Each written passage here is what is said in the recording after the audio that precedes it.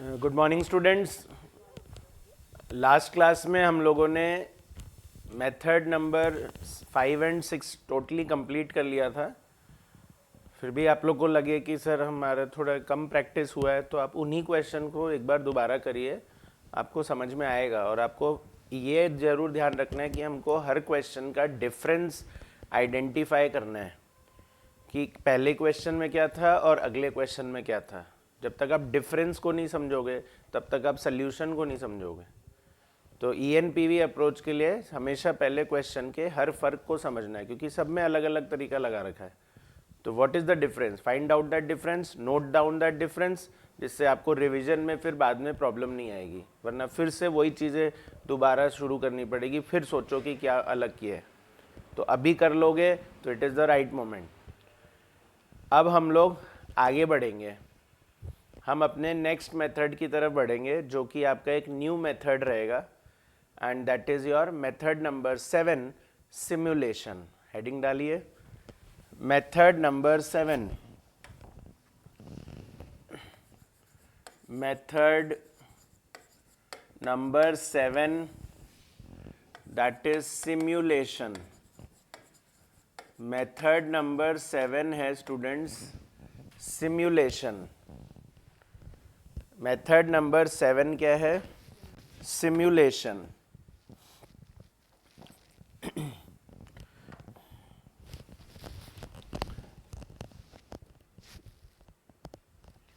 तो सिमुलेशन जो है ये एक टेक्निक होता है जिससे हम लोग हमेशा फ्यूचर को प्रेडिक्ट करते हैं।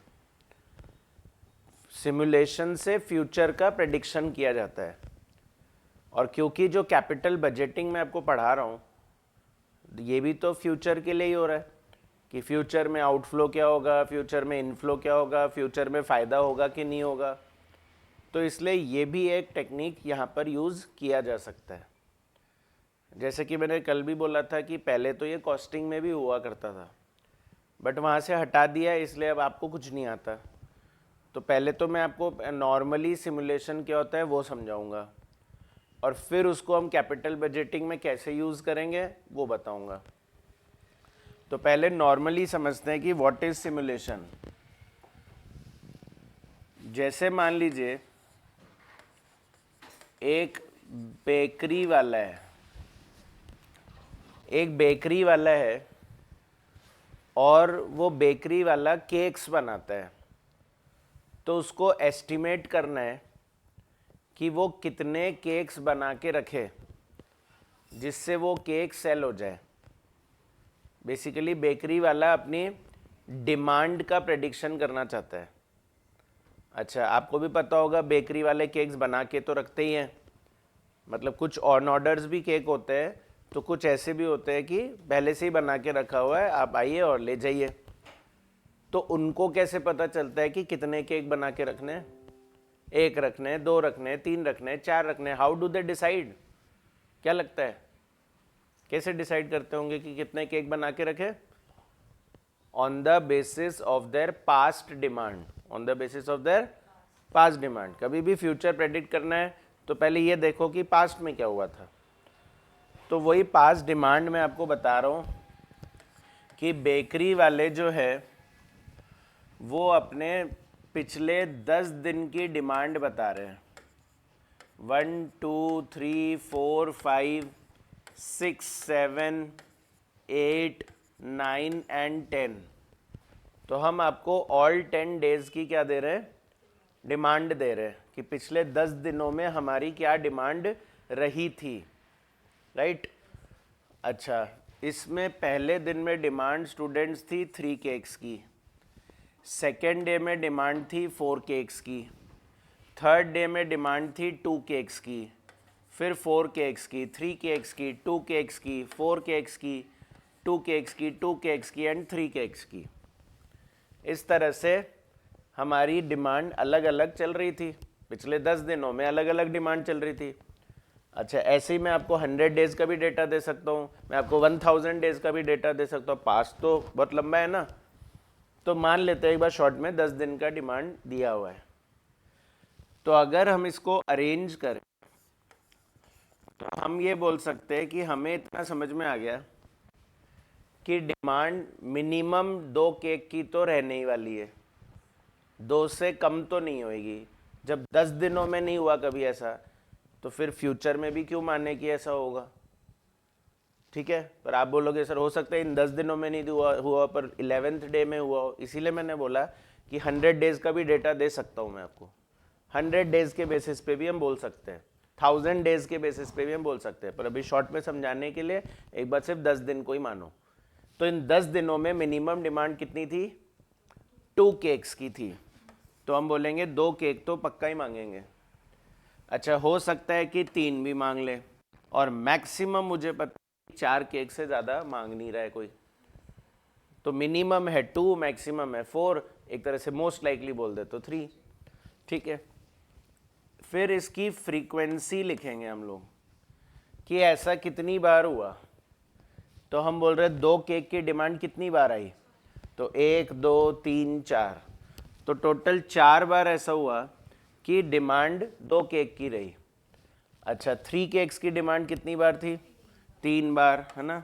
ये 1, ये 2 एंड ये 3, तो टोटल 3 टाइम्स हमारे 3 केक्स की डिमांड थी, एंड ऑब्वियसली रिमेनिंग 3 टाइम्स हमारे 4 केक की डिमांड थी, क्योंकि टोटल तो 10 ही था ना। समझ में आ रहा है?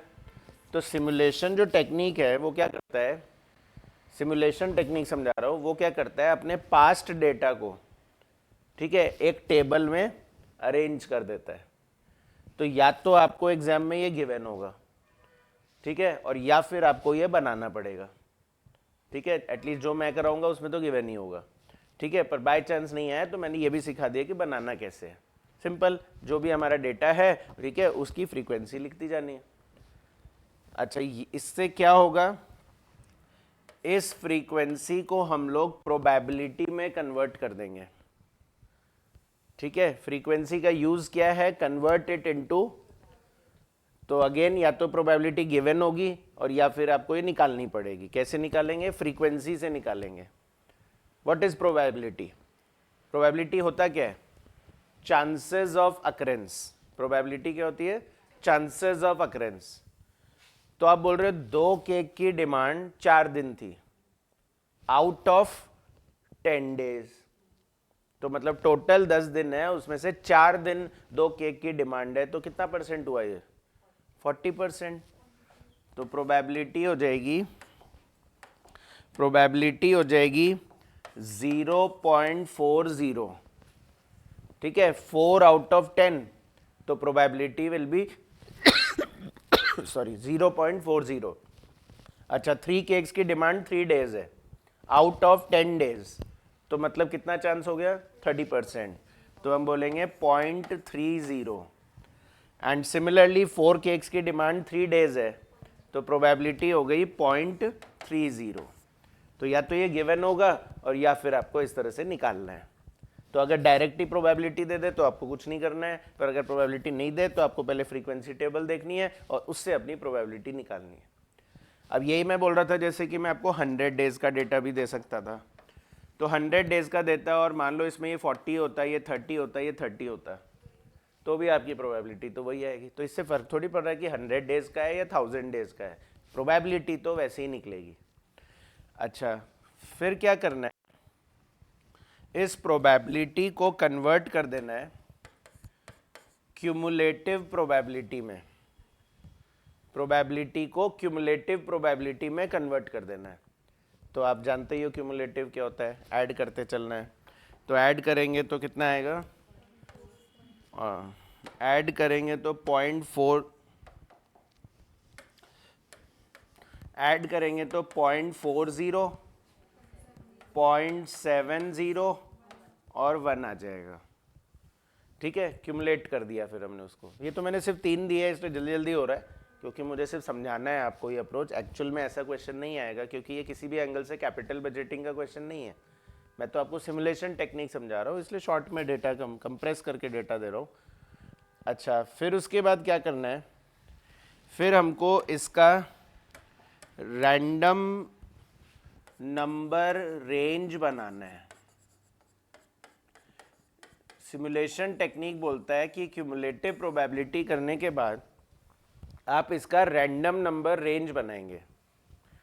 रैंडम नंबर रेंज का मतलब ये हुआ कि जैसे आपने बोला डिमांड 2 केक की रहती है, 10 में से 4 दिन रहती है, 10 में से 4 दिन रहती है, या 100 में से 40 दिन रहती है, तो उसका प्रोबेबिलिटी आ गई है 0.4। तो इसको एक्चुअली ऐसे ही रीड करना है कि फर्स्ट 40 डेज डिमांड 2 केक की थी, चाहे वो 4 दिन था, पर हमने उसको 0.40 क्यों लिखा? क्योंकि हम बोल रहे हैं उसको 40 रीड करिए, उसको 4 मत पढ़ो, 40 पढ़ना है। तो आप ये मानोगे कि 40 दिन मेरे 2 केक की डिमांड थी और फर्स्ट 40 डेज 2 केक की डिमांड थी। फर्स्ट 40 डेज इसलिए बोल रहा हूं क्योंकि तभी इसका रेंज कहलाएगा 0 1 to 40, 0 1 to 40, मतलब पहले दिन से लेके 40th डे तक मेरी डिमांड कितनी है? 2 केक की। तो फिर सर इसको क्यूमुलेट कर दिया तो क्या इसको 1 से 70 लिखेंगे क्या? नहीं। तो अब ये क्या है, सिर्फ 30 तो थे, मतलब ऐसे 3 था, पर हमने कन्वर्ट करके उसको कितना बोल दिया? 0.3, यानी 30 पढ़ना है इसको। तो इसको नेक्स्ट 30 पढ़ा जाएगा। क्या पढ़ा जाएगा? और नेक्स्ट 30 का मतलब हो गया कि ये रेंज स्टार्ट कहाँ से होगा? 41 से, और एंड कहाँ पे होगा? 70 पे। तो ये 70 का ये यूज है कि एंड कहाँ हो जाएगा? 70 पे। समझ रहे हो? तो स्टार्ट होगा 1 से, एंड कहाँ होगा? 40 पे। स्टार्ट होगा 41 से, एंड का होगा 70 पे। तो फिर अगर 4 केक्स की डिमांड जो इसकी 3 डेज की चांसेस है, प्रोबेबिलिटी 0.3 है, तो इसकी क्या हो जाएगी रेंज? तो इसकी हो जाएगी 71 से 100। ठीक है, ये 1 से 40, 41 से 70, 71 से 100। हम बोल रहे हैं 100 दिन में पहले 40 दिन आपकी डिमांड क्या रहेगी? 2 केक की। अगले 30 दिन क्या डिमांड रहेगी? 3 केक की। अगले 30 दिन क्या डिमांड रहेगी? 40 दिन की। आप बोलोगे सर ऐसे थोड़ी होता है, फर्स्ट और नेक्स्ट बीच में कुछ भी आ जाए डिमांड, 2 3 4, पर क्या सिमुलेशन यही मान रहा है। इसको अरेंज करने का रीजन ही यही है कि वो बोल रहा है मिनिमम डिमांड स्टार्टिंग में रहेगी और पीक डिमांड लास्ट में रहेगी, और बीच की डिमांड बीच के दिनों में ही रहेगी। समझ में आ रही बात? तो ये हमेशा ऐसे ही करना है, ये इस टेक्निक का अप्रोच है। तो ये मत सोचना कि कुछ और फिगर आएगा तो कुछ और लिखना पड़ेगा, नहीं। ये हमेशा 1 से स्टार्ट होगा और कहाँ तक जाएगा? 100 तक, क्योंकि प्रोबेबिलिटी का टोटल तो हमेशा 1 ही आता है, और जब ये 1 रहेगा तो क्यूमुलेटिव प्रोबेबिलिटी 1 से ज़्यादा तो हो ही नहीं सकता, तो ये कभी रेंज 100 से ज़्यादा नहीं जा सकता। हाँ बोला ना मैंने, वही तो, यही तो मैंने बोला कि मैं कंप्रेस करके दे रहा हूँ आपको डेटा। मैंने 3 ही केस दिए, इसमें कितने भी हो सकते हैं। अभी 100 दिन के लिखूंगा तो कभी 5 भी आया होगा, कभी 6 भी आया होगा, तो ठीक है 5 भी लिखना, 6 भी लिखना, उनकी भी फ्रीक्वेंसी लिखना, प्रोबेबिलिटी लेना, ठीक है। तो वो आपको क्वेश्चन बताएगा किसी ना किसी तरीके से, या तो आपको पास डेटा दे देगा और या फिर खुद ही प्रोबेबिलिटी का टेबल बना के दे देगा, जैसे कि हमको पिछले मेथड में भी प्रोबेबिलिटी की टेबल गिवन होती थी। ठीक है, समझ में आया ये? अच्छा, एक्चुअली स्टूडेंट्स इसमें थोड़ा चेंज है, ये 1 से स्टार्ट नहीं होगा, ये रेंज जो है ना ये एक्चुअली 0 से स्टार्ट होगा। 1 से नहीं स्टार्ट करना है, 0 से स्टार्ट करना है, और इसको 40 तक नहीं ले जाना है, इसको 39 तक ही लेके जाना है। मतलब 0 को भी यहां पर नंबर माना गया है। ठीक है, तो अपन नॉर्मली सोचते हैं इंटरवल 1 से स्टार्ट होता है, पर यहां पर इन्होंने इंटरवल्स 0 से स्टार्ट किए। तो अगर 0 को भी एक नंबर मानूं तो क्या अगर 39 तक लेके जाऊंगा तो 40 नंबर्स हो गए। 1 से करोगे तो 40, तो 0 से करोगे तो 39। पर अगर उसको 39 कर दिया तो फिर ये 41 से स्टार्ट करोगे तो 40 का आ गया, तो इसलिए इसको स्टार्ट करना पड़ेगा 40 से। तो फिर ये कहाँ तक जाएगा? 69 तक जाएगा। और अगर ये 69 कर दोगे तो फिर ये 70 हो जाएगा। तो फिर ये कहाँ तक जाएगा? तो बेसिकली टारगेट यही है कि 100 नहीं लेना है, क्या लेना है? 99 ही लेना है, यानी एक्चुअली डबल डिजिट नंबर लेना है, 2 डिजिट। तो 2 डिजिट अगर लेना है तो 100 बोलते तो 3 डिजिट हो गया वो, ठीक है। तो इसलिए 99 पे रोकने के लिए उसको स्टार्ट मैंने 0 नहीं बोला, मैंने क्या बोला? 00, यानी 2 डिजिट में बोलना है। तो the number range will start from 00 and always end at 99। जैसे मान लो मैं यहाँ फ्रीक्वेंसी चेंज कर दूँ, फॉर एग्जाम्पल 2 डे केक्स की डिमांड 3 डेज है, 3 केक्स की डिमांड 4 डेज है और 4 केक की डिमांड 3 डेज है। प्रोबेबिलिटी में ही फर्क पड़ेगा, तो ये बन जाएगा 0.30, ये बन जाएगा 0.40 और अगला ये हो जाएगा 0.30। तो प्रोबेबिलिटी यहाँ पर हो गई 0.3, क्यूमुलेटिव 0.7 और 1 ही आएगा। पर रेंज जब बोलूँगा तो फिर जब रेंज लिखूँगा तो ये 00 से 29 लिखूँगा और फिर ये 30 से 69 होगा और फिर अगला 70 से 99 हो जाएगा। समझ में आ रही बात? तो क्या पढ़े? 00 से 29 का क्या मतलब है? फर्स्ट 29 डेज, 29 नहीं 30, क्योंकि 0 भी तो है, तो इसीलिए बोल रहा हूँ ये भी देखते रहो। ये क्या है? 30, तो मतलब उसमें 30 नंबर्स है। तो फर्स्ट 30 डेज में डिमांड क्या थी? ठीक है। नेक्स्ट 40 डेज, क्योंकि 30 से 69 इज 40, तो नेक्स्ट 40 डेज में डिमांड कितनी थी? 3 केक्स की। नेक्स्ट 30 डेज में डिमांड कितनी थी? 4 केक्स की। ठीक है। अब इसका करना क्या है? इंटरवल बनाने से हुआ क्या? अब इसका अगला पार्ट शुरू होता है और वो नेक्स्ट पार्ट ही एक्चुअली सिमुलेशन कहलाता है। तो एज पर सिमुलेशन अब क्या होगा? क्वेश्चन हमसे पूछेगा कि बताओ पहले दिन, फर्स्ट डे जो आने वाला है उसमें कितनी डिमांड रहने वाली है? पहले दिन कितनी डिमांड होगी? वो तो पास्ट था, अब फ्यूचर पूछ रहा हूं, फ्यूचर में कितनी डिमांड होने वाली है? पहले दिन कितनी डिमांड होगी? तो क्या है कि आपको एक रैंडम नंबर सिलेक्ट करना पड़ेगा। अपने डिमांड को प्रेडिक्ट करने के लिए एक रैंडम नंबर यूज करना पड़ेगा। Sir what is random number? When you select any number on random basis from a given set of numbers, it is called random number. जैसे वो खेले कभी हाउजी, तो हाउजी में क्या होता है? नंबर स्टार्ट कहां से होता है? नंबर कहां से स्टार्ट होते हैं? 1 से, और एंड कहां पे होता है? 99 पे। 100 उसमें भी नहीं होता। तो 1 से लेके 99 तक वो नंबर्स होते हैं, 99 नंबर्स टोटल होते हैं। ठीक है। तो जब हम ड्रॉ करते हैं उसमें से नंबर, तो क्या देख के करते हैं क्या? बिना देखे। तो बिना देखे कोई भी नंबर उठा लिया, वो रैंडम नंबर है कि आपने रैंडमली कोई भी एक नंबर पिक कर लिया। लोग बोलते रहते हैं ये वाला लाओ, ये वाला लाओ, पर वो थोड़ी लाना है, जो अपने आप आ जाए वही लाना है। तो मेरा भी यहाँ जो रेंज है ना नंबर्स का, वो है 00 से 99। तो आपको 00 से 99 के बीच में कोई भी नंबर रैंडमली चूज करना है। बस एकदम मन से जो नंबर आ जाए बिना सोचे समझे, वही रैंडम नंबर है। तो अगर आप सोच लिए 2 मिनट भी रुक गए तो वो फिर रैंडम नहीं है। तो मैं जस्ट बोलूँ कि मैं आपको पढ़ा रहा हूँ और मैं बोलूँ रैंडम नंबर बोलो कोई, तो बस आपने बोला 56, तो वो रैंडम हो गया बिना सोचे समझे।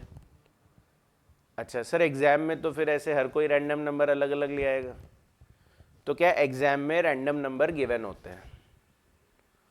तो एक्चुअली वो रैंडम हुए नहीं फिर, पर वो सबके आंसर को यूनिफॉर्म बनाने के लिए वो रैंडम नंबर भी आपको देते हैं। ठीक है। पर actually the logic is random number should be random. तो रैंडम नंबर जैसे आपने बोला 56, तो अब मुझे इस टेबल में से अपनी डिमांड पिक करनी है। तो 56 कौन सी रेंज में आ रहा है? 3 में, है ना, 30 से 69, तो हम बोलेंगे डिमांड 3 केक्स की होगी। तो आपको पहले दिन 3 केक बना के रखने चाहिए। फिर सेकेंड डे रैंडम नंबर 48, तो 48 कोई बात नहीं, आगे तो आ गया, रैंडम है ना, हम थोड़ी बोल रहे कि हम सोच के बोल रहे हैं, ठीक है। पर मैं बोल दूँ नहीं 13, मेरे दिमाग में सडनली 13 आया तो मैं 13 बोल दिया, तो 13 में क्या आ रहा है, 2 आ रहा है। फिर फोर्थ डे में कोई बोल दे 99, तो फिर हम बोलेंगे ठीक है 4 आ रहा है, पर कोई भी 100 नहीं बोलेगा, क्योंकि मैंने रेंज ही कह दिया आपको, वो मैंने वहाँ फिक्स कर दिया कि 00 से 99 ही बोलना है, 2 डिजिट्स में ही बोलना है, 3 डिजिट्स में नहीं बोलना। फिर ऐसे तो आप बोलोगे 100 पे क्यों रुक रहे हो, 105 क्यों नहीं जा रहे हो, 200 क्यों नहीं जा रहे हो, तो ऐसे तो रेंज बढ़ती जाएगी ना फिर, ठीक है। तो अगर आपको रैंडम नंबर 2 डिजिट्स में लेने हैं तो इंटरवल भी 2 डिजिट्स में बनाने हैं। आपको रैंडम नंबर 3 डिजिट्स में लेने का मन हो रहा है तो फिर इंटरवल भी 3 डिजिट्स के हिसाब से बनाओ, तो फिर वो आ जाएगा 000, और ये हम लोग फिर बोलेंगे 299 तक जाएगा। फिर 29 कैसे बोलूँगा, फिर 299 तक जाएगा। फिर अगले वाले को मैं बोलूँगा कि 300 से शुरू होगा, 699 तक जाएगा, 700 से शुरू होगा, 999 तक जाएगा, क्योंकि 3 डिजिट्स की लास्ट रेंज क्या है, 999, ठीक है। नॉर्मली 2 डिजिट्स में ही लिया जाता है, इसलिए मैंने आपको 2 पढ़ाया,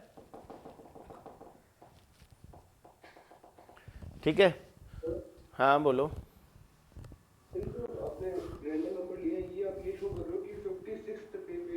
हाँ एग्जैक्टली, 56 लिखने का मतलब 3 क्यों लिख दिया मैंने उसके सामने, कि मैंने बोला डिमांड वो होगी पहले दिन जो पिछली बार 56th डे को थी। तो पिछली बार फर्स्ट 30 डेज में तो थी 2 केक्स की, और अगले 30 डेज में या 40 डेज में थी 3 केक्स की, तो 56 अगले 40 डेज में आता है ना, तो इस वजह से हमने यहाँ पर 3 लिख दिया। फिर जब हम यहाँ बोल रहे 13, तो 13 हम बोल रहे तो पिछली बार जो 13th डे को थी वो इस बार 3rd डे को होगी, तो पिछली बार 13th डे को 2 केक की थी, तो इस बार भी 2 केक की रहने वाली है। इस प्रोसेस को हम लोग बोलते हैं, वैसे पूरा नाम है Monte Carlo simulation, Monte Carlo ने बनाया था ये मेथड, ठीक है, तो इसलिए मोंटी कार्लो सिमुलेशन भी बोलते हैं इसको। जैसे वो जो आपने स्टैंडर्ड डेविएशन निकाला था कल, ठीक है, ENPV स्टैंडर्ड डेविएशन, उसको बोलते हैं हिलियर मॉडल, वो हिलियर ने बनाए थे, तो वैसे ही इसने ये बनाया मोंटे कार्लो ने। तो खैर थोड़ा आउटडेटेड अप्रोच है ये, पर यूज़ होता है आज भी, और इसलिए जैसे वेदर फोरकास्टिंग होती है तो वेदर फोरकास्टिंग में सिमुलेशन ही यूज़ होता है। ऑल्दो ये सब के आजकल सॉफ्टवेयर्स बन गए हैं, ठीक है, सब कुछ सॉफ्टवेयर्स के थ्रू होता है। नहीं, अब जैसे अब कंप्यूटर में भी तो आने लगे ना हाउजी के ना रैंडम नंबर्स, मोबाइल फ़ोन में आने लगे, ऐप बन गए उनके लिए, तो प्रोसेस तो वही है, बस अब वो चीज़ कंप्यूटर कर रहे हैं। तो वेदर फोरकास्टिंग आजकल सॉफ्टवेयर कर रहे हैं, ठीक है ना, पर प्रोसेस बेस तो यही है ना कि आप किसी रैंडम बेसिस पे उसको सिलेक्ट कर रहे हो।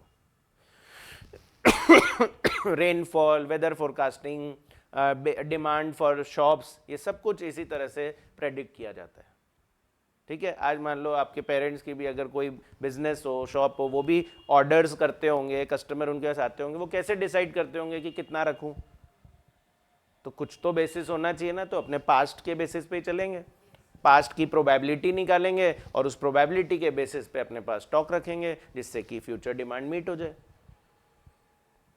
सोच क्यों रहे इतना, क्योंकि डर लग रहा है कि ज़्यादा रख लेंगे तो प्रॉब्लम है, कम रख लेंगे तो प्रॉब्लम है, तो उस रिस्क की वजह से ही हम ये टेक्निक लगाना चाह रहे हैं। तो अपने कैपिटल बजटिंग में भी तो रिस्क चल रहा था कि पैसा लगाने में भी तो रिस्क है, तो अगर वहाँ भी यही सिमुलेशन अप्रोच लगा दे तो ठीक है, क्लियर है। एक बार लिख लो इसको, एग्जाम्पल है ये, एक्चुअल में ये क्वेश्चन नहीं होगा। ऐसे क्वेश्चन हम लोग कॉस्टिंग में करते थे पहले, वो समझाया मैंने आपको, पर अब कॉस्टिंग में है नहीं। हाँ जैसे यहाँ पे आपने 10 प्रोडक्ट लिए थे, 10 दिन लिए थे, 10 दिन लिए, जैसे 100 दिन दिए तो फिर रेंज भी ले सकते हैं, फिर बढ़ानी पड़ेगी। नहीं तो फिर वो ये ऐसे हो जाएगा ना, ये 30 हो जाएगा, ये 40 हो जाएगा, ये 30 हो जाएगा, तो टोटल 100 हो जाएगा, तो भी प्रोबेबिलिटी तो 0.3 0.4 0.3 रह जाएगी ना। तो रेंज भी लेगी ना फिर? रेंज भी नहीं लेगी, 00 से 29, 60 से 69, 70 से 99।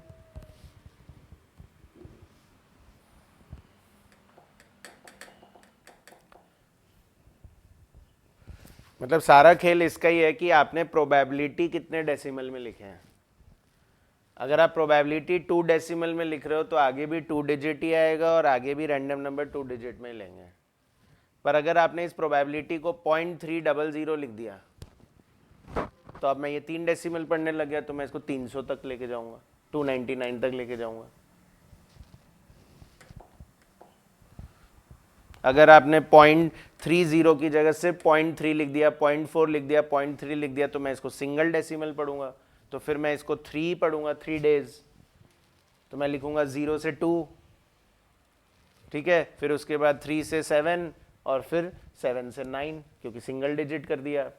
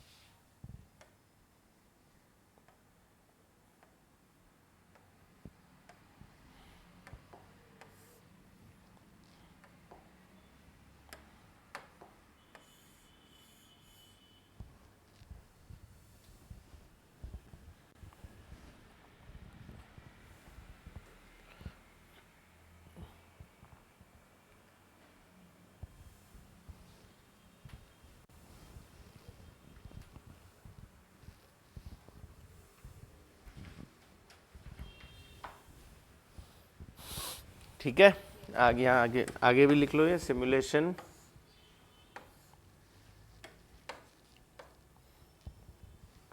तो यहाँ रैंडम नंबर में आप लिख लो ब्रैकेट में गिवन, ये आपको एग्जाम में गिवन होगा, आपको सोचना नहीं पड़ेगा।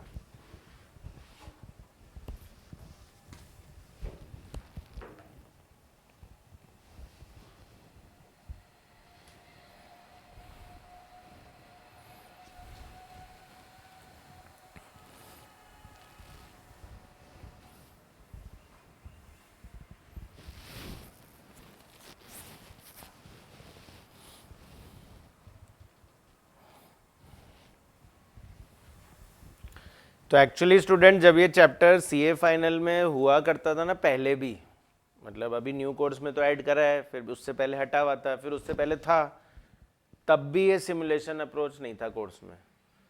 तो ये तो एकदम ही न्यू है आप लोग के लिए, मतलब इसका कोई पास्ट एग्जामिनेशन क्वेश्चन भी नहीं है अपने पास कि एग्ज़ाम में कैसा आया। पर क्या है कि मेरे पास है, क्योंकि ये सीएमए में भी आता है। एक्चुअली सीएमए में ये टॉपिक बहुत पहले से है, कैपिटल बजटिंग में, तो वो वाले क्वेश्चंस मैं आपको फिर भी करवा मतलब दे दूंगा, बहुत इजी टॉपिक है। बाकी वैसे इसमें इतना सोचने की ज़रूरत नहीं पड़ेगी कि आप टेंशन लो कि कैसा आएगा एग्ज़ाम में, सिंपल सा ही आता है। क्वेश्चन नंबर 29 देखिए, क्वेश्चन नंबर 29, कैश आउटफ्लो जो है वो 1,30,000 रुपीज का है और कॉस्ट ऑफ कैपिटल 10% है। ठीक है, आउटफ्लो दिया हुआ है, कॉस्ट ऑफ कैपिटल दिया हुआ है, और फिर बोल रहे हैं एनुअल कैश फ्लो या तो 10,000 होए या 15 या 20 या 25 या 30 या 35 या 40, और प्रोबेबिलिटी निकाल के दे रखी है। मतलब यहाँ तक इन्होंने कर रखा है टेबल दे दिए, डिमांड की जगह इन्होंने कैश फ्लो लिख दिया, फ्रीक्वेंसी नहीं दे के सीधे क्या दे दी, प्रोबेबिलिटी। आपको क्या करना है, आपको उसको क्यूमुलेट करना है और फिर उसका रेंज बनाना है। कितने डेसिमल में, कितने डिजिट में रेंज बनाना है, 2 डिजिट्स में। क्या प्रोबेबिलिटी 2 डेसिमल में है, तो आपको भी 2 डिजिट में रेंज बनाना है। फिर ऐसी प्रोजेक्ट लाइफ दी हुई है, उसका भी अनसर्टेनिटी है, तो बोल रहे हैं लाइफ 3 इयर्स भी हो सकता है, 4 भी हो सकता है, 5, 6, 7, 8, 9, 10, और उसकी भी प्रोबेबिलिटी दी हुई है। तो बोल रहा है कैश फ्लो का भी भरोसा नहीं है क्या होगा, और लाइफ का भी भरोसा नहीं है क्या होगा, तो दोनों पे सिमुलेशन लगाना है अपने को। अच्छा, 10 manual simulation runs are performed for the project. जैसे मैं यहाँ कर रहा था सिमुलेशन, तो मैं कितने तक गया, 3 दिन तक गया। तो ये क्वेश्चन बोल रहा है कितनी बार करना है, 10 बार करना है। ये 1, 2, 3, 4, 5, 6, 7, 8, 9, 10 टाइम्स करना है। और to perform this operation, values are generated at random for the 2 exogenous variables, namely annual cash flow and project life। तो ये जो 2 वेरिएबल्स है, एक्सोजिनस का मतलब होता है इंडिपेंडेंट, एक्सोजिनस का मतलब क्या होता है, इंडिपेंडेंट, दैट इज हमारा और किसी चीज़ पे कुछ डिपेंडेंसी नहीं है कि आउटफ्लो इतना होगा तो इनफ्लो होगा, या हमारा टैक्स ये होगा तो इनफ्लो इतना होगा, कोई किसी भी फैक्टर पर डिपेंड नहीं कर रहा। ठीक है, कैश फ्लो एक इंडिपेंडेंट वेरिएबल है, लाइफ एक इंडिपेंडेंट वेरिएबल है, और रैंडम नंबर टेबल दे रखी है आपको नीचे। ठीक है, 5, 3, 4, 7, 9, 9, 7, 3, 4, 4, 6, 6, 0, 2, 3। तो ये इन्होंने 5 डिजिट्स में दे रखे हैं, और टोटल काउंट करना कितने हैं,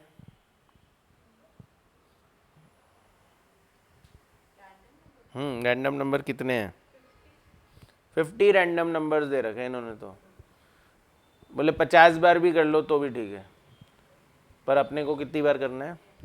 तो इतना बड़ा खैर एग्जाम में नहीं दिया हुआ होगा, ये तो बुक का क्वेश्चन है इसलिए इतना डिटेल में दिया हुआ है। बाकी नॉर्मली आपको 10 ही रैंडम नंबर्स गिवन होंगे। ठीक है, तो करते हैं इसको, पहले थोड़ी सी थ्योरी लिख लो। सिमुलेशन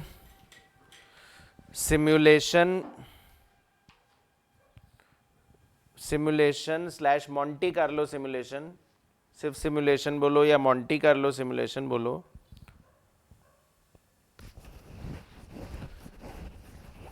Simulation identifies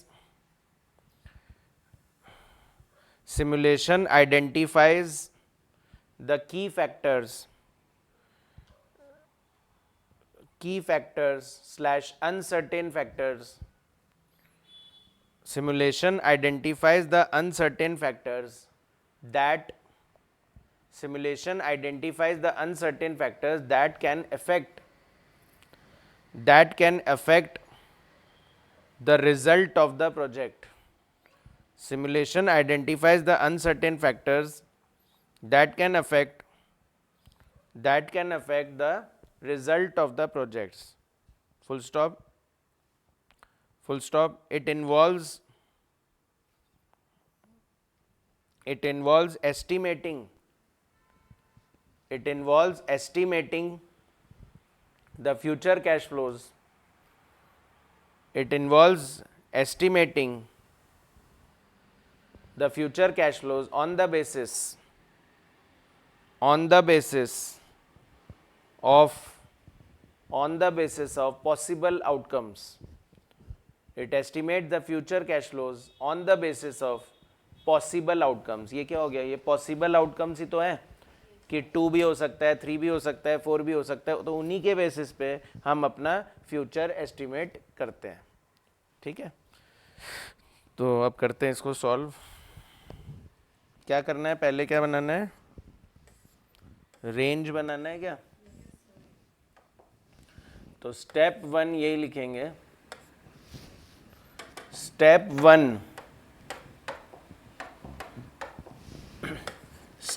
1 है generation. Step 1 is generation of random number range. Generation of random number range. तो पहला कॉलम एनुअल कैश फ्लो, तो एनुअल कैश फ्लो कितना बोल रहे हैं कि 10,000 भी हो सकता है। अच्छा, एक चीज़ और ध्यान देना कि ये ना असेंडिंग ऑर्डर में ही लिखे हुए हैं, है ना, असेंडिंग ऑर्डर में लिखे हुए हैं। तो 10, 15, 20, 25, 30, 35 और 40। तो मैंने भी जब डिमांड लिखी थी तो लिखा था 2, 3, 4, 4, 3, 2 नहीं लिख दिया, या 2, 4, 3 नहीं लिख दिया, ठीक है। और नॉर्मली इसको असेंडिंग ऑर्डर में ही अरेंज करके फिर प्रोबेबिलिटी से कन्वर्ट किया जाता है।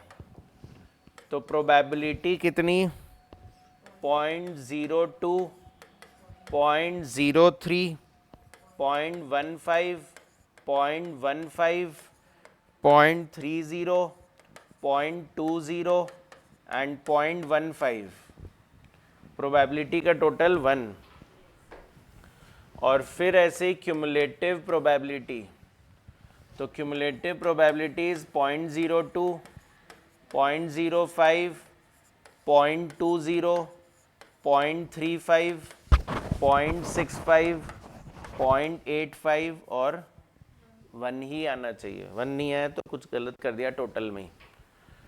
और फिर उससे रैंडम नंबर रेंज बन जाएगी, रैंडम नंबर इंटरवल्स बोल दो या रैंडम नंबर रेंज बोल दो, 2 डिजिट्स में, है ना। तो 2 डिजिट्स में क्या बोलेंगे, 0, 0 से 0, 1 ना, 0, 2 बोल दूंगा तो 3 हो जाएंगे। मतलब नॉर्मली हम लिखेंगे 1 to 2, पर लिखना है 0, 0 से 0, 1, एक पीछे। फिर 0, 2 से, अब ये 5 लिखा हुआ है पर आपको 4 लिखना है। फिर 0, 5 से 19, फिर 20 से 34, 35 से 64, 65 से 84, 85 से 99। सिमिलरली स्टूडेंट्स, कैश फ्लो के बाद उन्होंने लाइफ के लिए भी ऐसे ही दे रखा है। तो एक नया टेबल बनेगा लाइफ।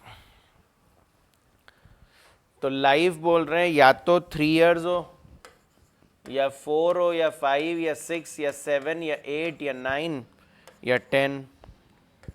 प्रोबेबिलिटी दे रखी है 0.05, 0.10, 0.30, 0.25, 0.15, 0.10, 0.03, 0.02।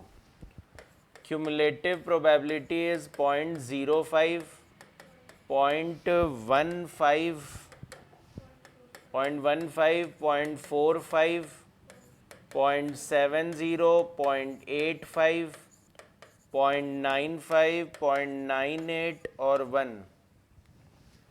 तो रैंडम नंबर रेंज 0 से 04, 05 से 14, 15 से 44, 45 से 69, 70 से 84, 85 से 94, 95 से 97 और 98 से 99।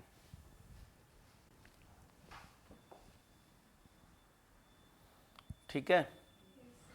और फिर उसके बाद स्टेप 2 हो जाएगा सिम्युलेशन। स्टेप 2 में फिर हम सिमुलेट कर देंगे इसको, यानी अपना फ्यूचर प्रेडिक्ट करने लग जाएंगे।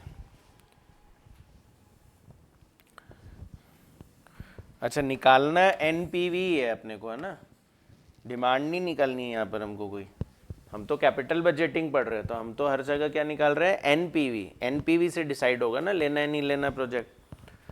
तो कितनी बार करना है सिमुलेशन, 10 टाइम्स। तो या तो इसको आप ट्रायल बोलो या इसको रन बोलो। जैसे मैंने लिखा था डेज कि 10 दिन, तो ऐसे ही यहाँ डेज नहीं करना है, 10 दिन के नहीं करने, 10 बार ट्राई करना है। तो या तो ट्रायल बोलो या रन बोलो।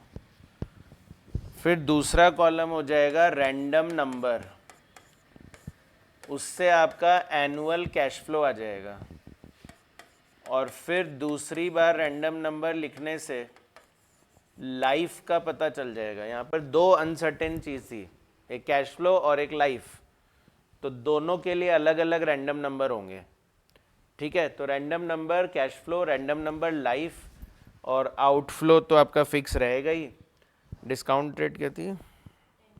10%, तो CPVF आ जाएगा, मल्टीप्लाई करेंगे तो NPV आ जाएगा। क्योंकि लाइफ के अकॉर्डिंग CPVF चेंज होता रहेगा ना। जैसे आप बोलोगे 4 साल तो उसका CPVF अलग आएगा, आप बोलोगे 5 साल तो उसका CPVF अलग आएगा, तो इसलिए CPVF का भी एक कॉलम बना दिया। तो करो एक बार पहला ट्रायल।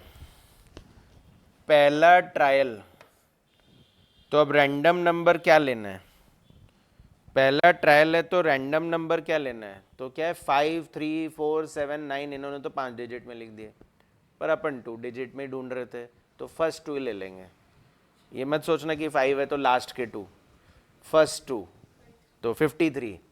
3 डिजिट्स में चाहिए तो 534, 4 डिजिट्स में चाहिए तो 5347, 5 डिजिट्स में चाहिए तो 53479 पूरा। तो अभी अपने को 53 लेना है, तो इससे कैश फ्लो कितना हो जाएगा? 53 ऊपर ढूंढेंगे, तो 53 जब ऊपर ढूंढ रहा हूँ तो 53 किस में आ रहा है? 30,000 में आ रहा है। 53 किस में आ रहा है? 30,000 में आ रहा है। तो कैश फ्लो फिक्स हो गया कि कैश फ्लो 30,000 होगा। फिर ऐसे ही स्टूडेंट्स रैंडम नंबर, तो रैंडम नंबर कितना है? बोलो रैंडम नंबर, अब अगले में पढ़ेंगे। 97, अगला क्या है? 97344, तो कितना पढ़ेंगे? 97। ठीक है, तो लाइफ 97 के अकॉर्डिंग ढूंढोगे, 97 के अकॉर्डिंग कितना आ रहा है? 9। तो मतलब हम बोल रहे हैं 9 साल चलेगा ये प्रोजेक्ट। तो 9 साल चलेगा तो CPVF बताओ 10% से 9 साल का 5.759, 5.759। तो ट्रायल पहला था, उसमें रैंडम नंबर 53 से कैश फ्लो पता चल गया, रैंडम नंबर 97 से लाइफ पता चल गई। तो नॉर्मल NPV कैसे निकालते हैं? CPVF से मल्टीप्लाई करो कैश फ्लो को, माइनस आउटफ्लो करो, NPV आ जाएगा। तो करिए 30,000 इंटू 5.759 माइनस आउटफ्लो कितना था? 1,30,000। 42,770 का NPV आ रहा है, 42,770। सेकेंड ट्रायल, तो रैंडम नंबर क्या लेंगे अब? 66 और 99, 66 एंड 99। तो एग्जाम में हो सकता है कि ये पेयर करके ही दे रखे हो आपको ऑलरेडी, तो 53, 97, 66, 99 ऐसे ब्रैकेट में पेयर करके दे रखो। तो 66 के अकॉर्डिंग कितना होगा? 35,000। 99 के अकॉर्डिंग लाइफ कितनी होगी? 10 इयर्स। तो CPVF हो गया 3.791, 3.791 मल्टीप्लाई करिए 35,000 को, नहीं 6.145, हाँ सॉरी 6.145, 6.145। तो 35,000 इंटू 6.145,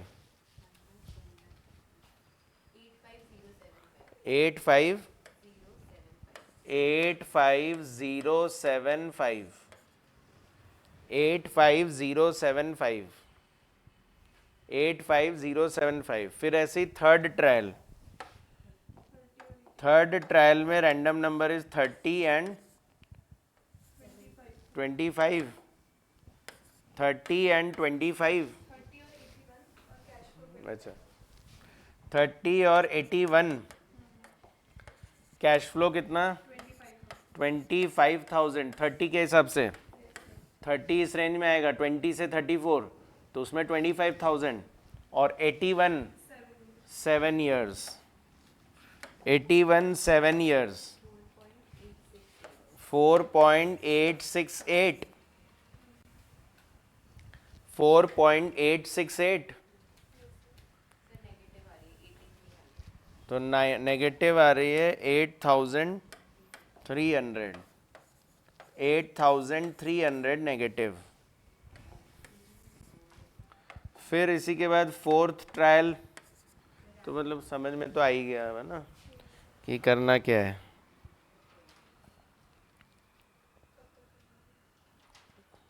दस बार करना है।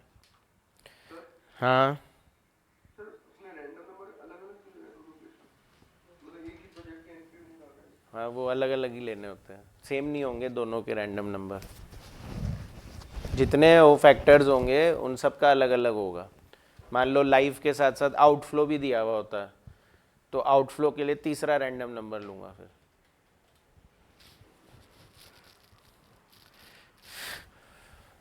तो फोर्थ में 19 और 09 19 एंड 09 आ रहा है, तो 19 के अकॉर्डिंग 20,000 और 09 के अकॉर्डिंग 4 इयर्स तो 3.170 तो मल्टीप्लाई करिए 20,000 को 3.170 से 666 नेगेटिव 666 नेगेटिव। फिर ऐसे ही फिफ्थ ईयर में रैंडम नंबर है 31 एंड 67 31 एंड 67 तो 31 के अकॉर्डिंग कैश फ्लो 25,000 और 67 के अकॉर्डिंग 6 इयर्स का आता है 4.355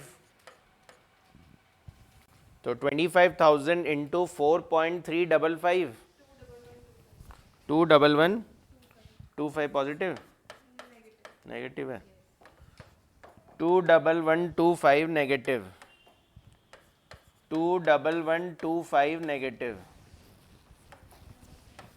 फिर ऐसे सिक्स्थ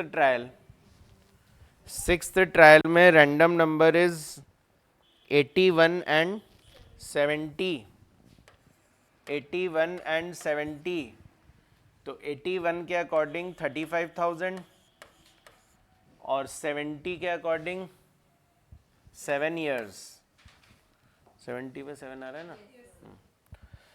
तो CPV है 4.868 40380 पॉजिटिव 40380 पॉजिटिव। फिर उसके बाद सेवेंथ ट्रायल में रैंडम नंबर आ रहा है 38 और 75 38 एंड 75 तो 38 में कैश फ्लो कितना है 30,000 और लाइफ 7 इयर्स ही है तो CPV 4.868 ही आएगा 16040 16040। सिमिलरली स्टूडेंट्स एट्थ ट्रायल, हाँ सेम है एट्थ में 4883 तो 30,000 7 इयर्स 4.868 और 16040। फिर नाइन्थ 90 एंड 33 90 में आ रहा था 40,000, 33 में 5, तो CPVF 5 ईयर्स का 3.791, तो 40,000 इंटू 3.791 कितना? 21640, 21640, और लास्ट है 10th ईयर, 10th ट्रायल, मतलब 58 और 52। तो ऐसे कहाँ तक जा सकता था? वैसे मैं 25 बार कर सकता था, क्योंकि रैंडम नंबर तो उन्होंने 50 दे रखे थे ना, तो करने को तो हम 50 ट्रायल्स कर सकते, 25 ट्रायल्स कर सकते थे, बट हमको बोला क्वेश्चन ने सिर्फ 10 बार करने को ही है, तो 10 टाइम्स ही करना है। जितनी बार बोले उतना ही करना है, और बोलते हैं वो कि कितनी बार करना है, या जितने रैंडम नंबर एग्जाम में दिए हुए उतने कर देना, ठीक है। 58 के अकॉर्डिंग 30,000, और 52 के अकॉर्डिंग 6 ईयर्स, तो CPVF 4.355 into 30,000 minus 1 lakh, 6 lakh, अरे सिर्फ 650, ओनली 650। तो ये आपका सिमुलेशन ओवर हो गया। पता ये चला कि मैंने 10 बार ट्राई किया, उसमें से 7 बार पॉजिटिव आ रहा है, 3 बार नेगेटिव आ रहा है, और लास्ट में इनका भी टोटल करके डिवाइड बाय 10 कर दो तो एवरेज आ जाएगा एक। तो एवरेज अगर पॉजिटिव आएगा तो एक्सेप्ट, वरना रिजेक्ट। 10 बार सोच लिया, अलग अलग 10 कॉम्बिनेशन बना लिए, उसमें से 7 टाइम्स पॉजिटिव आ रहा है, तो मतलब पॉजिटिव तो रहने ही वाला है ना, ठीक है।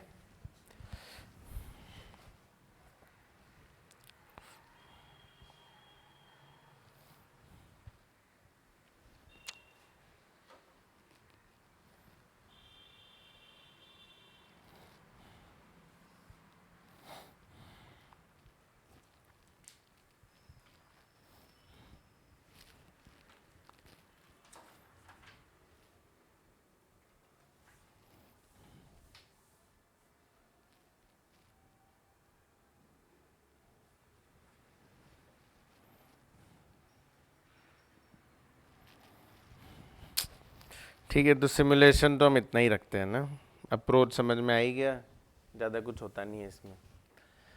तो मेथड नंबर 8 डालिए। मेथड नंबर 8, ये थोड़ा ज़्यादा इम्पोर्टेंट लगता है मुझे। Method number 8, decision tree approach, और ये जल्दी से समझ में भी नहीं आता है, मतलब थोड़ा टाइम लगेगा आपको समझने में। डिसीजन ट्री अप्रोच बेसिकली हम डिपेंडेंट अप्रोच भी बोल सकते हैं इसको। कल जो मैं आपको समझा रहा था ना, इंडिपेंडेंट डिपेंडेंट, तो decision tree is a dependent probability distribution case. जैसे कल मैं बोल रहा था कि सेकेंड ईयर का कैश फ्लो क्या फर्स्ट ईयर पे डिपेंड कर रहा है ना, तो हम उसकी प्रोबेबिलिटी 1 ले रहे थे कि हम बोल रहे थे हाँ टोटली डिपेंडेंट कर रहा है। तो कभी हम बोल रहे थे नहीं नहीं इंडिपेंडेंट है, सेकेंड ईयर क्या होगा, फर्स्ट ईयर से कोई लेना देना ही नहीं है। तो यहाँ पे डिसीजन ट्री अप्रोच में वो क्या बोलते हैं, तो वैसे बोलेंगे कि ना, मान लीजिए हम इनिशियली आउटफ्लो कर रहे हैं, 50,000 रुपए का। तो अगर हम आउटफ्लो कर रहे हैं 50,000 रुपए का, तो इससे फ्यूचर में या तो मैं 40,000 रुपये कमाऊंगा, और या फिर मैं 30,000 रुपये कमाऊंगा। ठीक है, 2 केस है, या तो आप 40 कमाओगे या फिर आप 30 कमाओगे, और इसकी प्रोबेबिलिटी भी साथ में दे देंगे हम आपको कि मान लीजिए 60% चांस है कि आप 40,000 कमाओगे, और 40% चांस है कि 30,000 कमाओगे। और फिर स्टूडेंट्स हमको ये बोला जाएगा कि अगर पहले साल 40 कमाया ना, तो दूसरे साल फिर 2 केस है। ठीक है, दूसरे साल ये है कि पहले साल अगर 40 हुआ तो दूसरे साल, पहले साल अगर 40 हुआ तो दूसरे साल 50 कमाएंगे और या फिर 60 कमाएंगे। इसकी प्रोबेबिलिटी 0.5 पर अगर पहले साल 30 कमाया ना, तो दूसरे साल या तो 45 आएगा और या फिर 25 आएगा, और इसकी भी प्रोबेबिलिटी 0.5।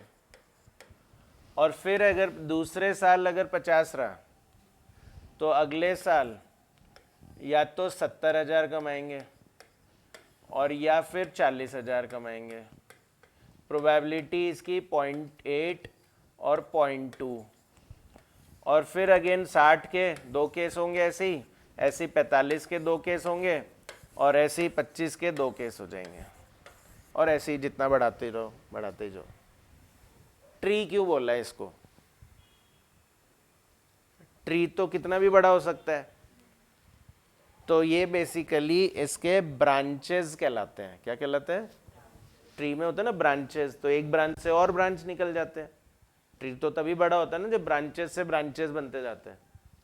तो वैसे ही इतने सारे जितने आपके ब्रांचेस बन जाएंगे, तो इसीलिए इस डायग्राम को बोला जाता है डिसीजन ट्री। ठीक है, तो एक तो आपको वो बोलेगा डिसीजन ट्री बनाओ, क्वेश्चन गिवन होगा, उसको समझ के डिसीजन ट्री को बनाओ, और फिर बोलेगा उसको सॉल्व करो कि बताओ, हाँ ये बनाओ, पहले तो ये बनाओ। ठीक है, और फिर बोलेगा, और मैक्सिमम 3 साल तक का ही देंगे क्योंकि बड़ा हो जाता है फिर एग्जाम पॉइंट ऑफ व्यू से, तो 3 ईयर से ज़्यादा देते नहीं है वो, पर हाँ बनाओ, और फिर उससे डिसाइड करो कि हम ये प्रोजेक्ट लगाए कि नहीं लगाए। अब इतने कैश फ्लोज दिख रहे हैं, चलो मैंने ये तो लिखे नहीं, मैं लिख देता हूँ कि मान लो यहाँ पर भी 65,000 आएगा, 55,000 आएगा, ये 45 का ये तो 50 हो जाएगा, और या फिर ये 40 हो जाएगा, 25 का 30 या फिर 20। इनकी भी प्रोबेबिलिटी दी हुई है 0.6, 0.4, 0.5, 0.5, और ऐसे ही 0.7 और 0.3 मान लो ये सब दिया हुआ है। तो डायग्राम तो चलो जैसे तैसे बना दिया, पर अब इसको सॉल्व कैसे करें? हाँ, तो इंटर में मैं तो पढ़ाता था, और दो वो कोर्स में नहीं था, फिर भी मैं पढ़ाता था कि बाय चांस आ जाए तो जो पढ़े हुए मुझसे इंटर में वो समझते हैं ये। ठीक है, यहाँ पर बेसिकली यूज होता है जॉइंट प्रोबेबिलिटी अप्रोच। क्या यूज करनी है? Joint probability. लास्ट में आपको कितने ब्रांचेस नजर आए? 8 केस, तो बस 8 ही तो केस है खाली। लास्ट में अगर 8 ब्रांच है तो मतलब टोटल 8 केस है ये। तो आप 8 बार एनपीवी निकालोगे।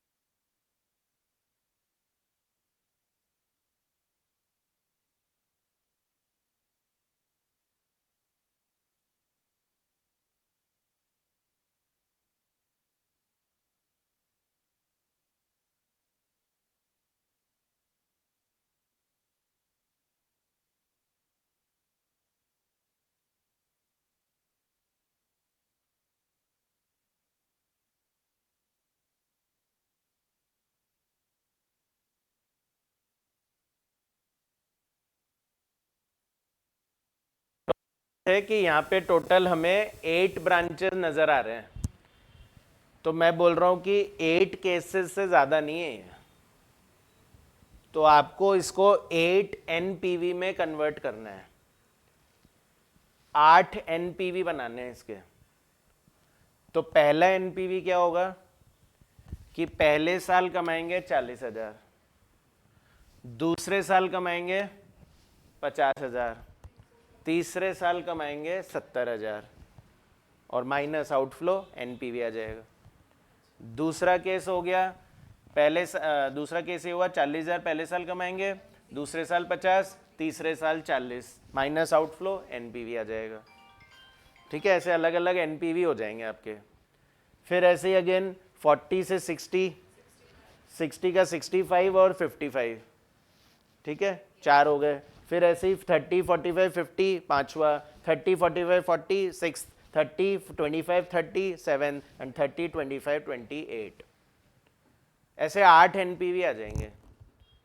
पर 8 NPV तो आ जाएंगे, पर उनकी प्रोबेबिलिटी क्या लोगे फिर?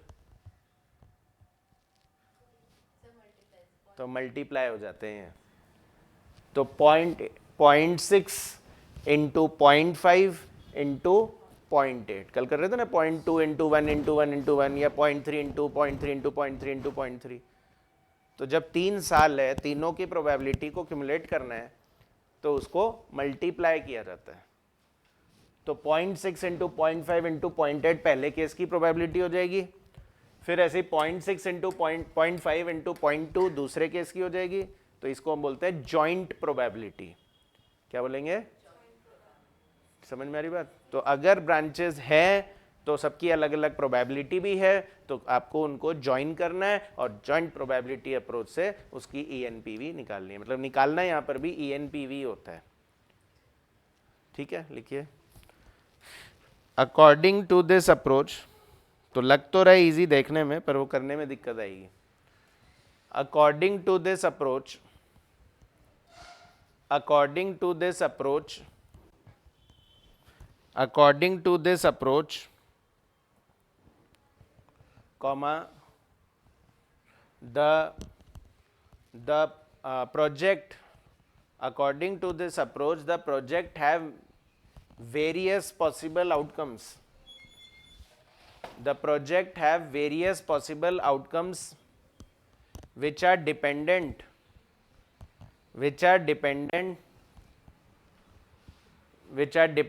on the previous year outcome. Which are dependent on the previous year outcome. Which are dependent on the previous year outcome. Full stop. Full stop. In such case we use joint probability approach. In such case we use joint probability approach. Joint probability approach के bracket में लिख लो, probability of first year multiply by probability of second year dot dot dot, मतलब third हो तो into उसका भी, fourth हो तो उसका भी, ठीक है, ब्रैकेट क्लोज, एंड कैलकुलेट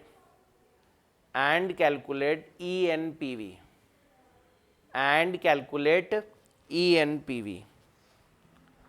अच्छा, ये तो मैंने एक तरीका सिखाया कि ऐसे 8 NPV बना लेना और जॉइंट प्रोबेबिलिटी लगा देना। एक और तरीका होता है, इसको हम रिवर्स में भी सॉल्व कर सकते हैं।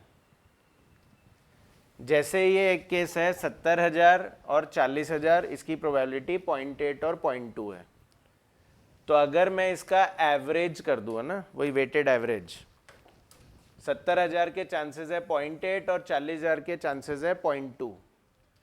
तो 70,000 इंटू 0.8 56 आ जाएगा, और 40,000 इंटू 0.2 8,000 आ जाएगा।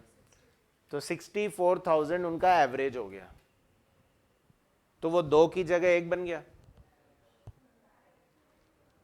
ठीक है ना? तो ये आपका कितना हो गया? 64 आएगा। फिर ऐसे ही इनका हो जाएगा, ये भी सिंगल बन जाएगा। अच्छा, अब ये 2 दिख रहे हैं, ये दो दिख रहे तो इनका भी एवरेज हो जाएगा, ठीक है। 50 और 60 का एवरेज 55, ये भी सिंगल हो जाएगा। तो ऐसे जितने भी ब्रांचेज है उनको सिंगल में कन्वर्ट किया जा सकता है, उनका इंडिविजुअली वेटेड एवरेज करते जाओ। तो बेसिकली रिवर्स आते जाएंगे हम, पहले लास्ट के दो सॉल्व किए, फिर उससे पीछे के आएंगे, ठीक है, फिर उससे वापस इधर आ जाएंगे। अब ये भी जब लास्ट में दो दिखेंगे तो इनका भी एवरेज हो जाएगा, और एवरेज करके आउटफ्लो माइनस कर देंगे, एनपीवी आ जाएगा। दो तरीके से हो सकता है, मैं दोनों तरीके से कराऊंगा आपको। नहीं, पीवी भी होगी, बिना पीवी के तो नहीं हो सकता, क्योंकि 64,000 थर्ड ईयर का है और जो आप 50-60 बोल रहे हो वो सेकेंड ईयर का, तो पीवी तो करनी पड़ेगी, पीवी के बिना ऐड नहीं कर सकते कुछ भी, ठीक है। तो चलो एक बुक का क्वेश्चन से ही करते हैं पहले, वो थोड़ा छोटा है।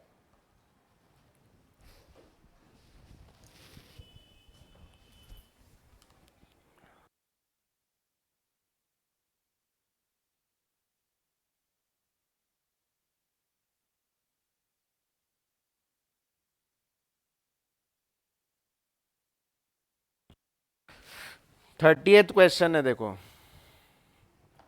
क्वेश्चन नंबर 30 बोल रहा है firm has an investment proposal, a firm has an investment proposal, ठीक है, जिसमें आउटफ्लो 80,000 रुपीज का है, आउटफ्लो 80,000 रुपीज का है। The investment proposal is expected to have क्या 2 years लाइफ, बोल रहे 2 साल ही चलेगा बस, तो मैंने तो आपको 3 साल दिखाया, ठीक है, 2 ही साल है, छोटा क्वेश्चन है। With no salvage value, salvage value नहीं मिलती, ठीक है। In year 1 there is a 0.4 probability that cash flow after tax will be 50,000 rupees and 0.6 probability that cash flow after tax will be 60,000 rupees, या तो 50,000 होएगा या 60,000 होएगा, चांसेस है 40% और 60%। The probabilities assigned to cash flow after tax for the year are as follows, for year 2 तो बोल रहा है कैश फ्लो ईयर 1 में अगर 50 है तो ईयर 2 में या तो 24 होगा या 32 होगा या 44 होगा, प्रोबेबिलिटी 0.2, 0.3, 0.5। तो मैंने क्या किया, सेकेंड ईयर में मैंने 2 बनाए थे, इन्होंने सेकेंड ईयर को ही 3 कर दिया, ठीक है। ऐसे ही अगर फर्स्ट ईयर में 60,000 हुआ तो फिर सेकेंड ईयर में 40, 50, 60 तीनों में से कुछ भी हो सकता है, 40, 50, 60 तीनों में से कुछ भी आ सकता है, और प्रोबेबिलिटी है 0.4, 0.5, 0.1। The firm uses 10% discount rate, construct a decision tree। पहले तो ड्राइंग करो, ठीक है, ट्री बनाओ, तो ट्री ऐसा ही कुछ दिखेगा, ठीक है। For the propose investment project and calculate the expected net present value. और फिर कल ध्यान हो तो हम ऐसा कर रहे थे, what NPV will the project yield if the worst outcome is realized, worst case NPV, what is the probability of occurrence of this NPV, अच्छा what will be the best outcome and the probability of that occurrence, ठीक है, best outcome पूछ रहा है यानी best NPV, और फिर बोल रहा है will the project be accepted, तो अगर ENPV पॉजिटिव है तो एक्सेप्ट ही बोलते हैं, नेगेटिव है तो रिजेक्ट बोल देते हैं। समझ में आया? तो पहले क्या बनानी पड़ेगी, ट्री बनानी पड़ेगी, है ना।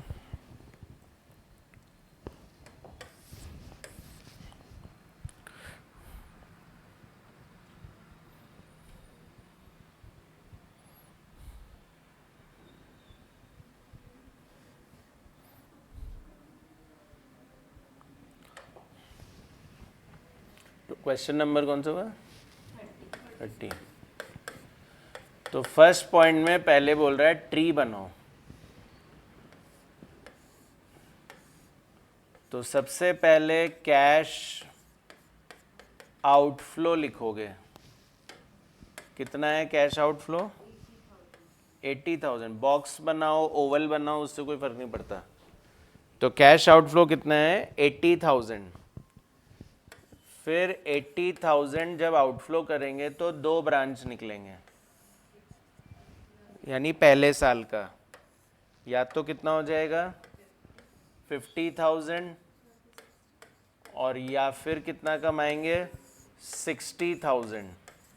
प्रोबेबिलिटी क्या है 0.40 0.60। पर अगर पहले साल 50 हुआ तो क्या अगले साल भी कैश फ्लो आएगा? तो डिपेंडेंट कैश फ्लो दिया है, 3 केस है, या तो कितना आएगा 24,000 प्रोबेबिलिटी 0.2, 32,000 प्रोबेबिलिटी और फिर 44,000 प्रोबेबिलिटी 0.5। और अगेन इसमें भी 3 केस है,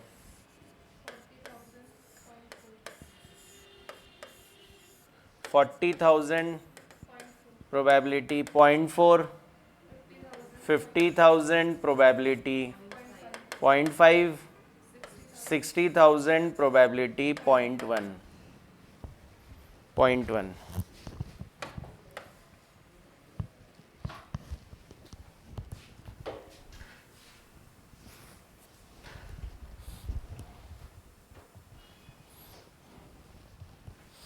ठीक है, डिसीजन ट्री बना लिया। अब वो क्या बोल रहा था, कैलकुलेट ENPV। तो टोटल कितने NPV पॉसिबल है यहाँ पर? 6 NPV पॉसिबल है। तो पहला कॉलम लिखेंगे ब्रांच, जो वो 6 केस बोल रहे हो ना उसको क्या बोल देंगे हम, ब्रांच बोल दो या पाथ बोल दो, है ना, रास्ते, 6 रास्ते हैं तो ब्रांच या पाथ।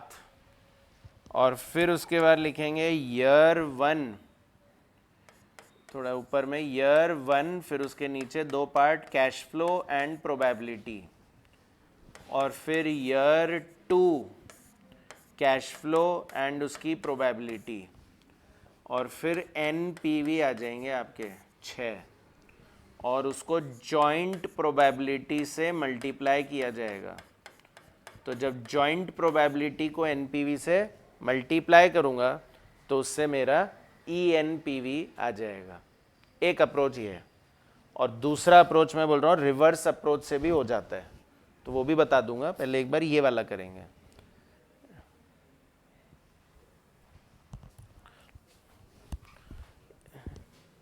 अलग अलग NPV निकालने का फ़ायदा ये भी रहेगा कि आपके सेकेंड पार्ट और थर्ड पार्ट का आंसर भी आ जाएगा।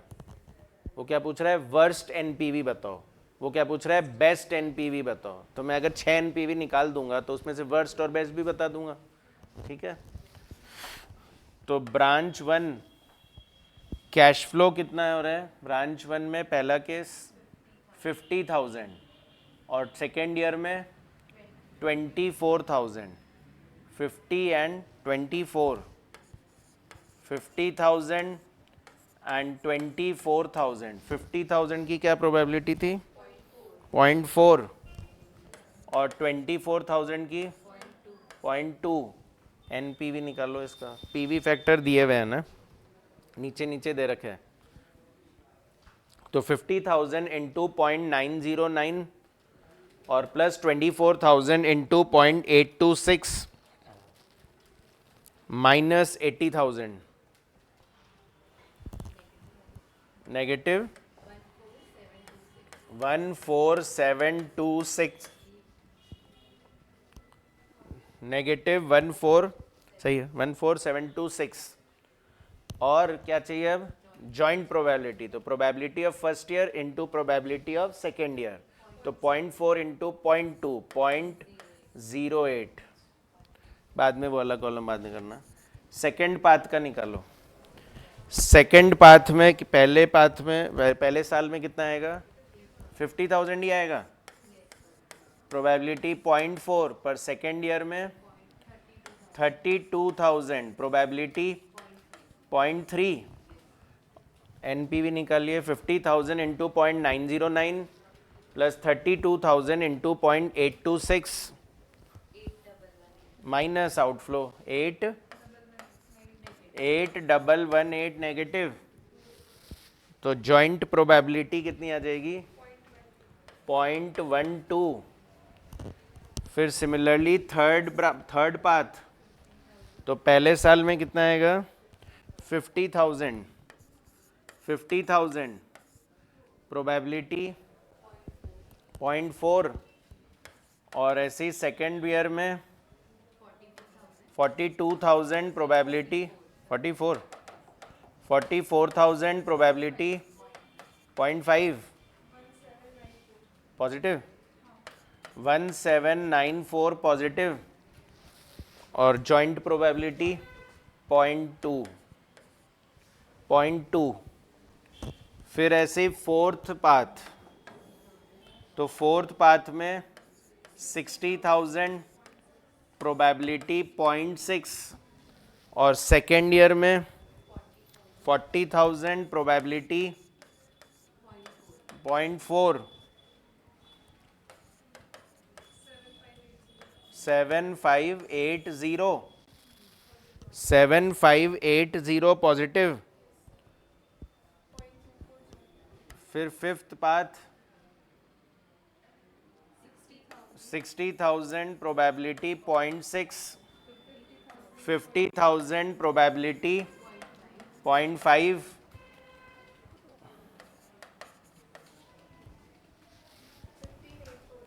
15,840 और लास्ट पाथ है ईयर 1 में 60,000 प्रोबेबिलिटी 0.6, 60,000 प्रोबेबिलिटी 0.1,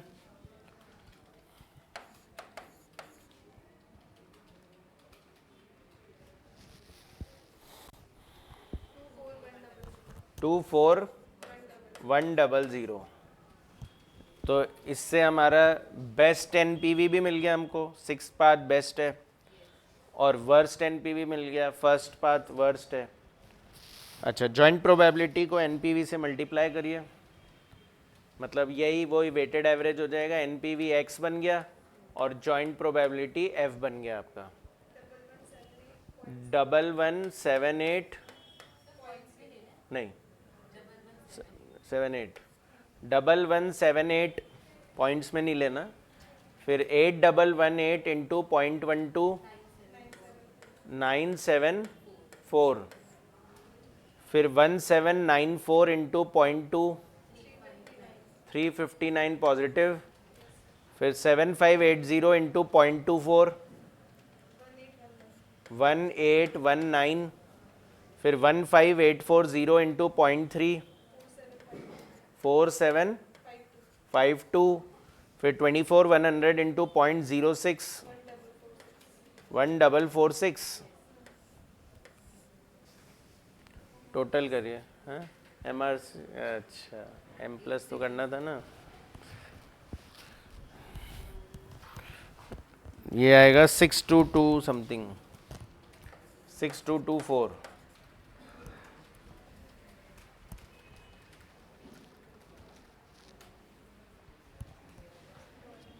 ऊपर के दो माइनस है, ऊपर के दो माइनस है,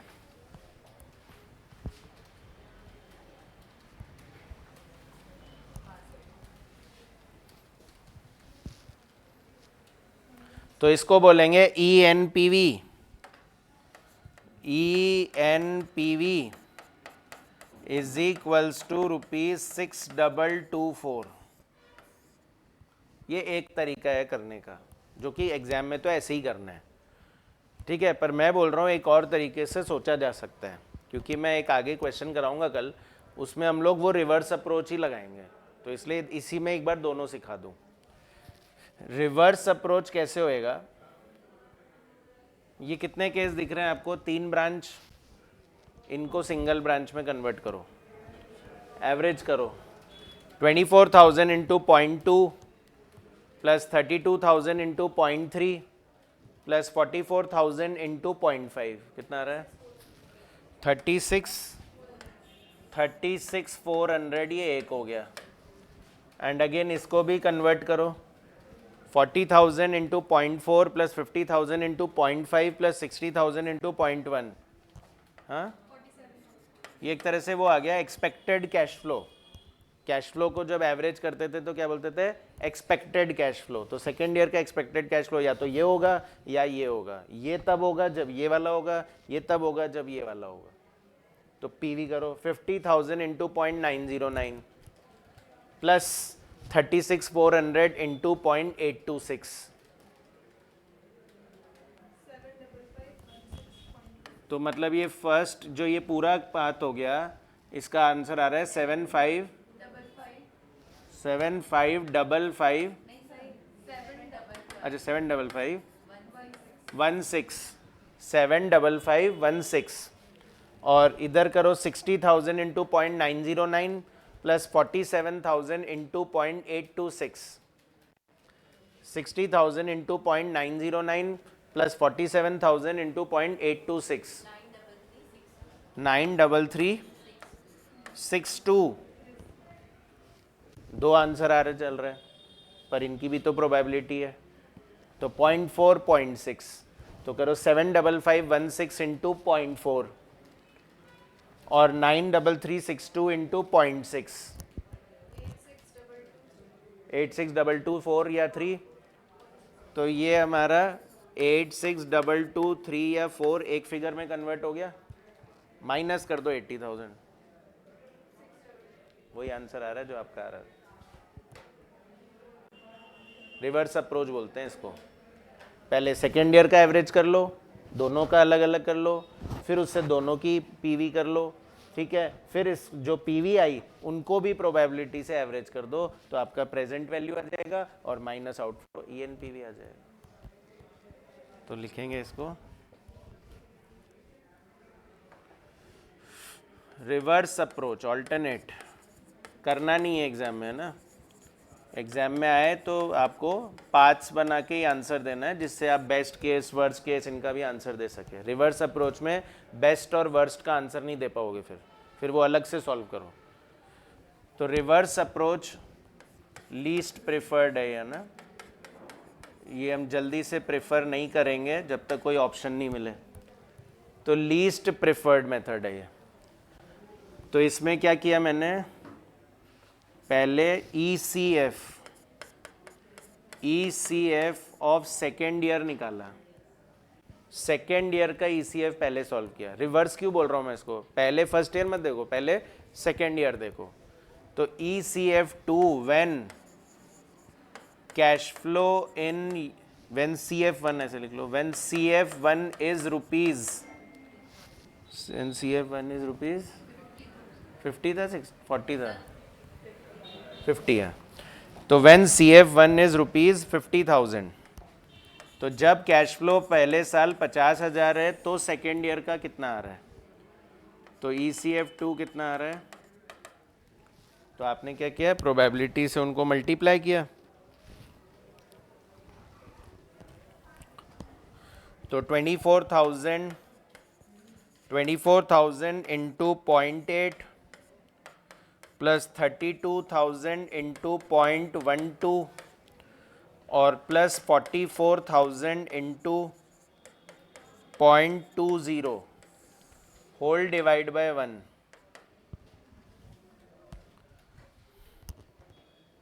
कितना आ रहा है, 36,400,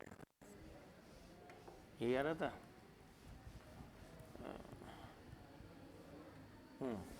36,400। और ऐसे ECF2 when CF1 is rupees 60,000।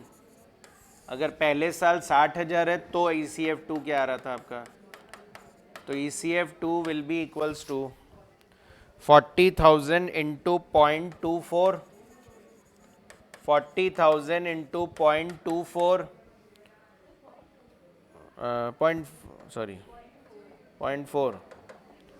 0.4 plus आगे 50,000 इंटू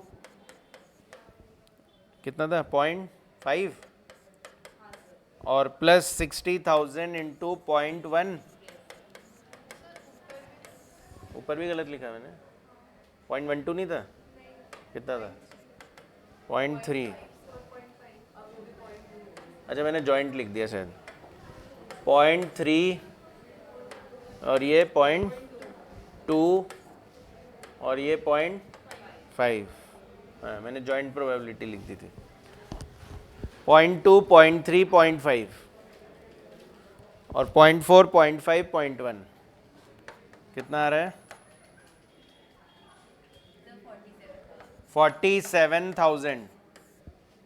तो ये पहले, ये हमारा तब होएगा जब 50,000 होगा पहले साल, ये हमारा तब होगा जब 60,000 होगा पहले साल।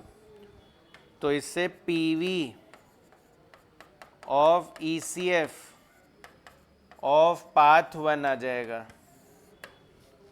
तो PV of ECF of path 1 क्या हो गया? पहले साल कितना होगा? 50,000 इंटू 0.909 और प्लस दूसरे साल कितना होगा? 36,400 इंटू 0.826। और अगर चाहो तो यहीं आउटफ्लो माइनस कर दो तो एनपीवी निकल जाएगा सीधे। तो कितना आएगा? 4484, 4484 नेगेटिव। और NPV of ECF of path 2, NPV of ECF of part 2 तो 60,000 इंटू 0.909 और प्लस 47,000 इंटू 0.826 और माइनस 80,000। अगर 80 माइनस नहीं करोगे तो पीवी ऑफ कैश फ्लो है, 80 माइनस कर दोगे तो वो एनपीवी है 133। अब ये दो एनपीवी बता दिया आपने तो इनका भी एवरेज कर दो तो ईएनपीवी आ जाएगा। तो 4484 होने के क्या चांसेस है? 0.4। और 13362 होने के क्या चांस है? 0.6 होल डिवाइड बाय 1 तो 6624 ही आ जाएगा।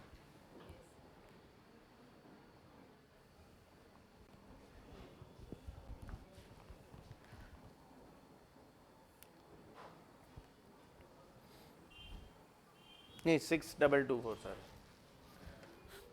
6224।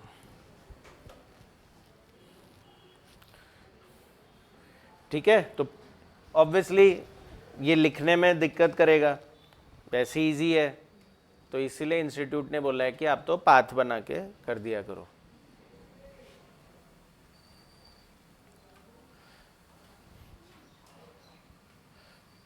और हमेशा कोशिश करो कि इंस्टीट्यूट को ही फॉलो करो, मार्क्स ज़्यादा मिलते हैं।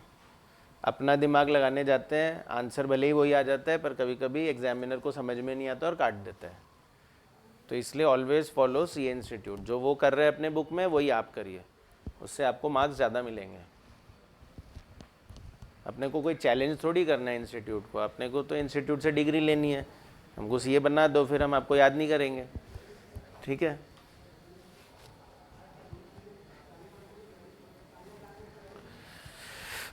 अच्छा सेकंड पॉइंट भी था क्वेश्चन में, याद हो तो क्या पूछा था? वर्स्ट एनपीवी क्या है आपकी? तो वो इस अप्रोच से नहीं आएगी, वो तो पाथ वाले अप्रोच से ही आएगी। तो अगर सिर्फ ये आ रहा है कि एनपीवी निकालो तब तो रिवर्स अप्रोच लगा सकते हो, पर अगर साथ में ये वर्स्ट बेस्ट ये पूछ रहे हैं फिर आपको यही करना चाहिए। तो लिखिए वर्स्ट एनपीवी, सेकंड पॉइंट का आंसर। वर्स्ट एनपीवी कौन सा हुआ? वर्स्ट एनपीवी किसे बोलूं? -14726। वर्स्ट एनपीवी इज -14726, माइनस जरूर लगा लेना। और प्रोबेबिलिटी पूछ रहा है कि इसकी होने की क्या प्रोबेबिलिटी है, तो 0.4 बोलूं या 0.2 बोलूं? तो 0.08 बोलोगे।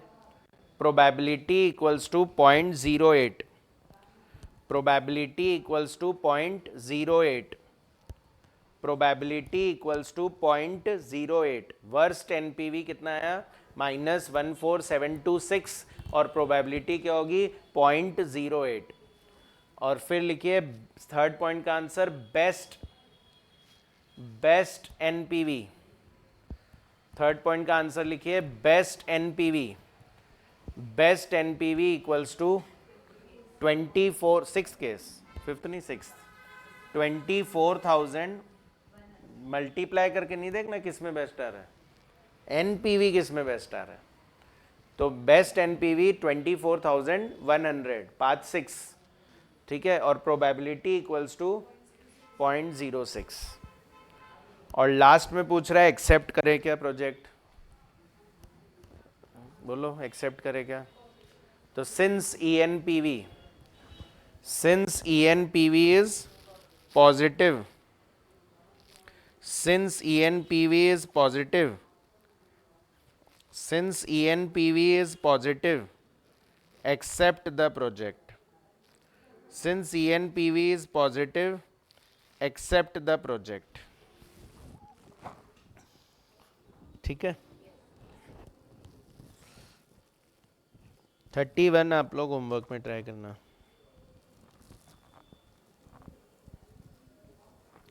तो अब बहुत ज़्यादा नहीं बचा हुआ है चैप्टर, मतलब इस वीक में तो आराम से होएगा, स्मूथली भी करेंगे धीरे धीरे तो भी हो जाएगा।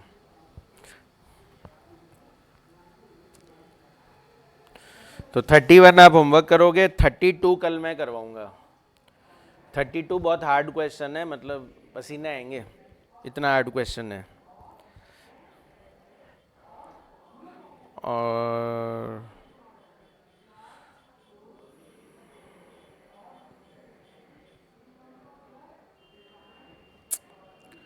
ठीक है, इतना ही करो आज तो।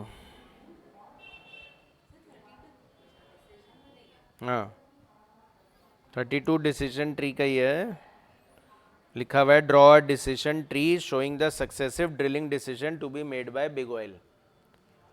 How deep should it be prepare to drill the oil field. ठीक है, कल करते हैं इसके आगे। फिर नेक्स्ट कौन सा बचा हुआ है हमारा, उसके बाद देखिए टॉपिक्स लिखवाए थे आप लोग को, मेथड्स लिखवाए थे, मतलब सॉरी, यूटिलिटी थ्योरी बची हुई है, और अबंडनमेंट, ABON था, यू थोड़ी लिखा आपने, यू ही लिख दिया, अबंडनमेंट इवेल्युएशन था। हाँ, फिर टॉपिक 3 भी आएगा, अभी तो 2 ही चल रहा है।